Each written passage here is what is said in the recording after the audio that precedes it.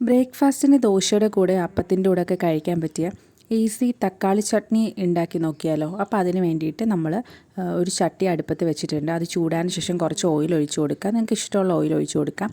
അത് കഴിഞ്ഞിട്ട് കുറച്ച് പച്ചമുളക്, അതുപോലെ കറിവേപ്പില, പിന്നെ ഇഞ്ചി വെളുത്തുള്ളി പേസ്റ്റ് അതെല്ലാം ഒന്നിട്ടിട്ട് നന്നായിട്ട് പച്ചമണം മാറുന്നിടം വരെ ഒന്ന് മിക്സ് ചെയ്ത് കൊടുക്കുക.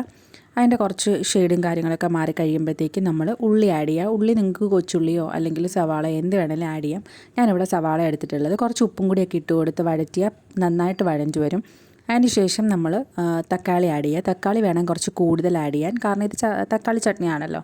അപ്പം നന്നായിട്ട് തക്കാളി ആഡ് ചെയ്യുക. അതിന് ശേഷം മുളക് പൊടി ആഡ് ചെയ്യുക. മുളക് പൊടിയും കൂടി ആഡ് ചെയ്തതിന് ശേഷം നമ്മൾ മിക്സിയിൽ അത് നന്നായിട്ട് അരച്ചെടുക്കണം. അതിന് ശേഷം പിന്നെ നമ്മൾ കടുക് താളിച്ചിടുകയാണ്. എണ്ണ ചൂടാക്കി അതിനകത്ത് ഇച്ചിരി ഉലുവ, കടുക്, അതുപോലെ കറിവേപ്പില ഇട്ട് പൊട്ടിച്ചിട്ട് ആ ടൈമിൽ വേണമെങ്കിൽ നിങ്ങൾക്ക് കുറച്ച് കൊച്ചുള്ളിയും കൂടി ആഡ് ചെയ്യാം. ശേഷം നന്നായിട്ട് മിക്സ് ചെയ്തെടുക്കുക. വളരെ ഈസിയാണ്, എല്ലാവരും ഒന്ന് ട്രൈ ചെയ്ത് നോക്കുക.